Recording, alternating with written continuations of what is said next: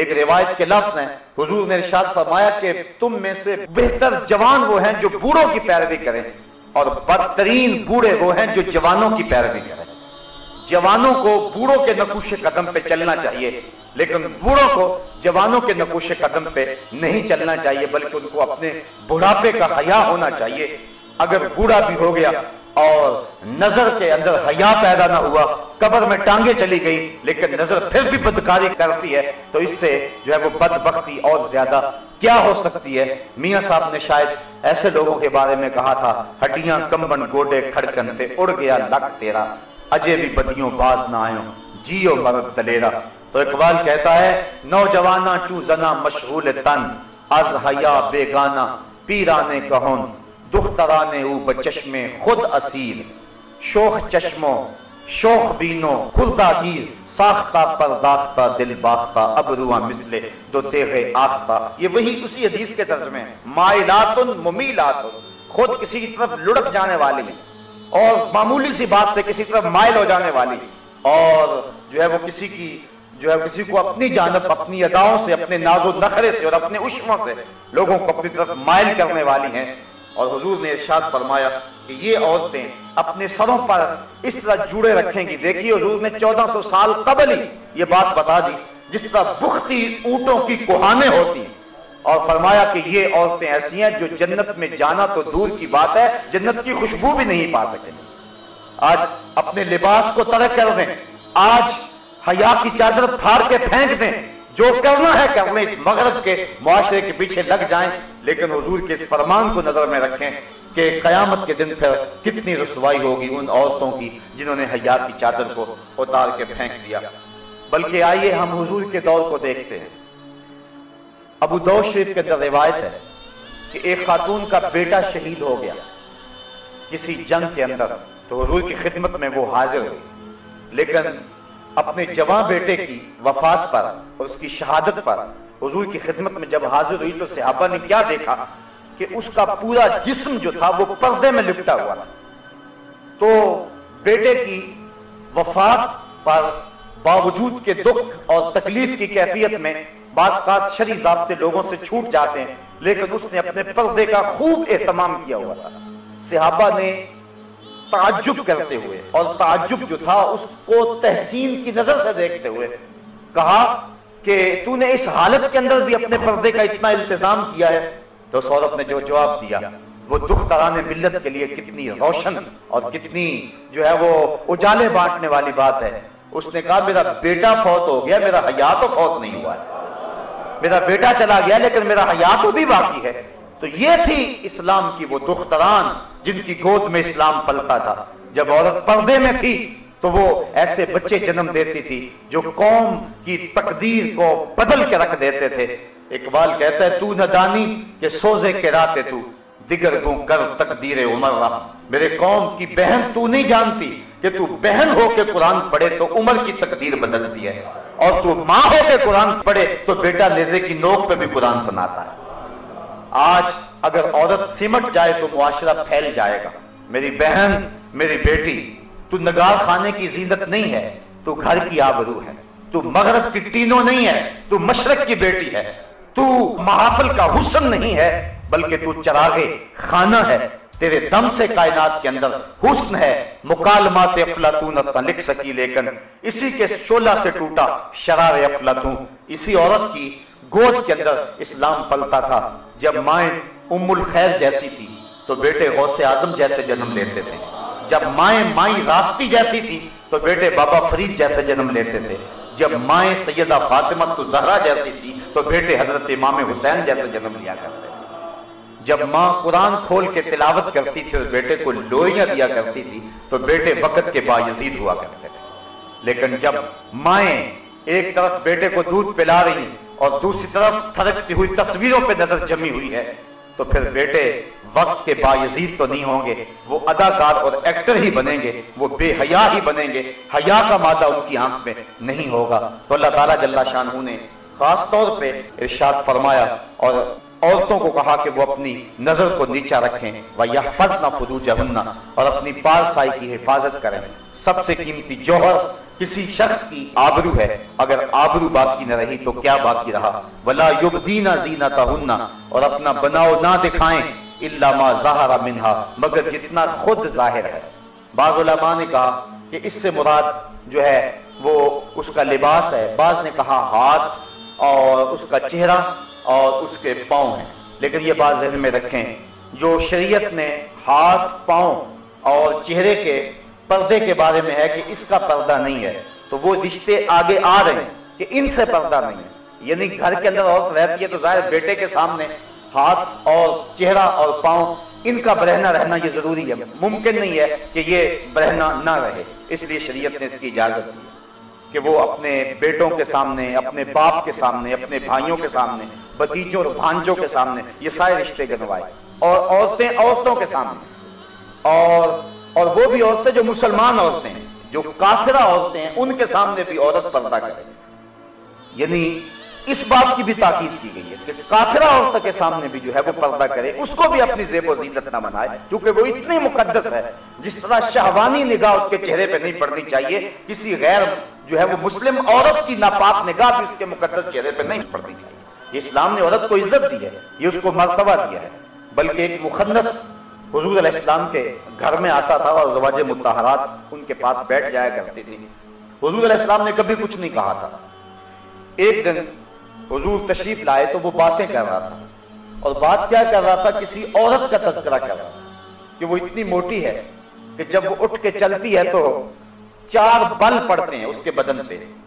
اور جب وہ لوٹتی ہے تو اس کی کمر پہ 4 بل پڑتے ہیں، یعنی اس کے حیات جلوس اور حیات قیام کو وہ بیان کر رہا تھا۔ تو آقا کریم علیہ السلام نے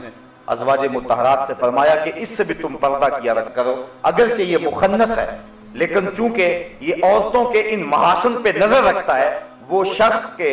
جس کی نظر خراب ہو یا جس کے خیال کے اندر وسوسہ پیدا ہو سکتا ہے اور یا جس کے خیال کے اندر پلیتی آ سکتی ہے، اگرچہ اس کے اندر مرد والی خاصیت نہ بھی ہو تو قوم کی بیٹیوں کو اس سے بھی پردہ کرنے کی ضرورت ہے، اس لیے کافرہ عورتیں جو ہیں ان سے بھی پردہ کرنے کی تلقین کی گئی ہے۔ اس کے من جملہ خرابیوں میں علماء نے یہ خرابی بھی بیان کی ہے کہ وہ اپنے مردوں کو جا کے اس کے محاسن بیان کریں گی تو وہ مرد ان کے لیے جو ہے وہ راغب ہوں گے، اس لیے کافرہ عورت کے سامنے بھی اپنی زینت کو ظاہر نہ کیا جائے۔ اللہ اکبر۔ بلکہ یہاں تک ارشاد فرمایا، ذرا غور کیجئے، آج جس معاشرے میں ہم جی رہے ہیں، آج اگر کوئی ایسی بات کرے تو لوگ کہتے ہیں کہ یہ کٹ ملا ہے، یہ معاشرے کو پنپتے ہوئے دیکھ نہیں سکتا، اس کا دین بڑا سخت ہے، لیکن یہ تمہارا رب فرما رہا ہے نہ صرف کہ عورت اپنے پردے کی حفاظت کرے، بلکہ ارشاد فرمایا وَلَا يَضْرِبْنَ بِأَرْجُلِهِنَّ لِيُعْلَمَ مَا يُخْفِينَ مِنْ زِينَتِهِنَّ، عورت اپنے گھر کی 4 دیواری کے اندر اپنا پیر اتنے زور سے نہ رکھے کہ اس کے پاؤں میں پڑے ہوئے پازیب کی چھنکار باہر گزرتے ہوئے غیر مرد کے کانوں میں پڑے۔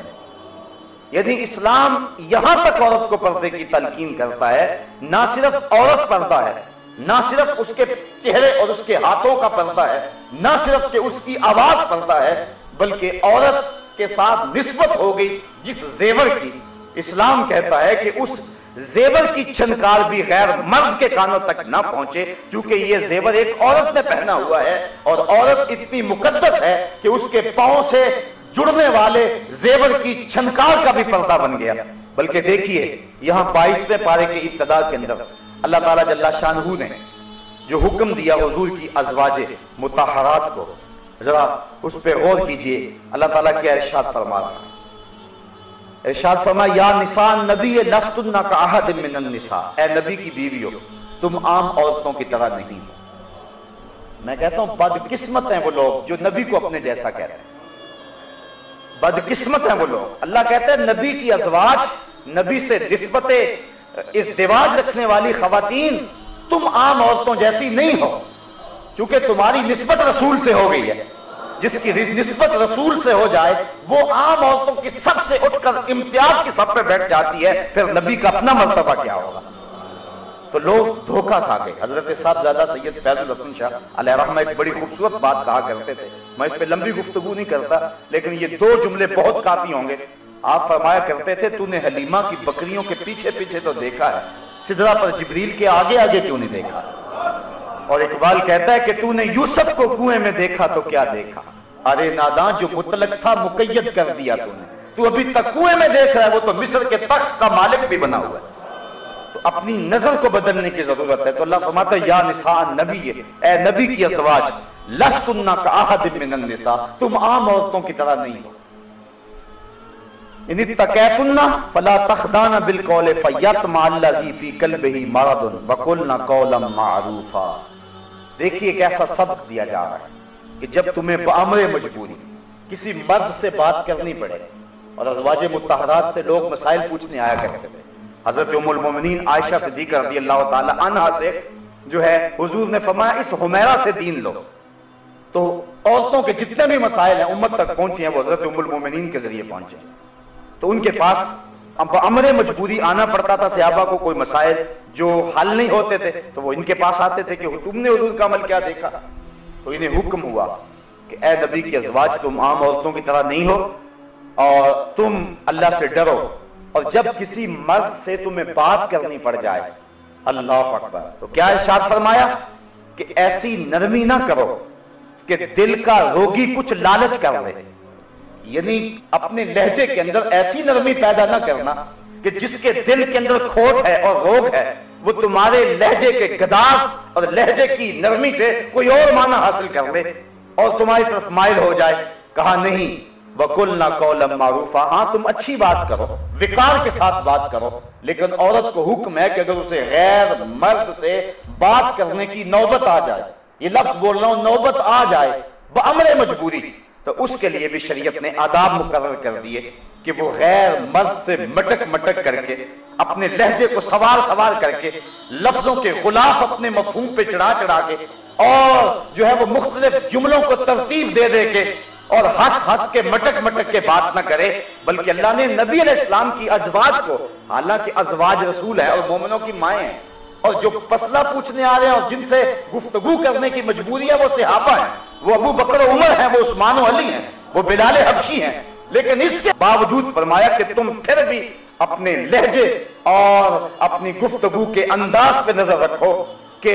یہ پاک تینت لوگ تو آیا کرتے ہیں، کوئی ایسا بھی آ سکتا ہے کہ جس کے دل میں روگ ہو اور تمہارے لہجے کی نرمی سے وہ کوئی اور معنی اخذ کر لے، اس لیے تم اچھی بات کرو لیکن اپنے لہجے کے جو ہے وہ نرمی اور لہجے کی لچک پیدا نہ کرو، تاکہ جو ہے وہ تمہارا روب ان کے اوپر برقرار رہے۔ تو یہ تو ام المومنین اور ازواج مطہرات کو جو مومنوں کی مائیں ہیں، امہات المومنین، یہ ان کو حکم دیا ہے۔ اور آج موجودہ دور میں جس طرح عورت مرد کے ساتھ بات کرتی ہے، اور اگر کوئی تھوڑی سی لہجے کے اندر سختی یا مختصر بات کر کے جو ہے وہ عورت مرد سے بات چھوڑ دے تو لوگ کہتے ہیں کہ تیری بیوی جو ہے وہ اکھڑ ہے، اس کو بولنے کی تمیز نہیں ہے، یہ تانے سن لو کوئی بات نہیں ہے، لیکن یہ تانے دنیا پہ ہے، اصل ہماری زندگی آخرت کی زندگی ہے، ہم نے اس کا حسن اور اس کا نور اور اس کی روشنی دیکھنی ہے۔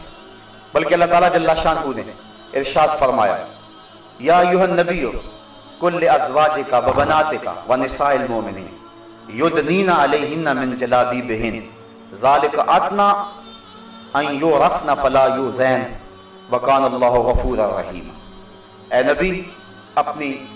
ازواج کو، اپنی صاحبزادیوں کو اور مسلمان عورتوں کو حکم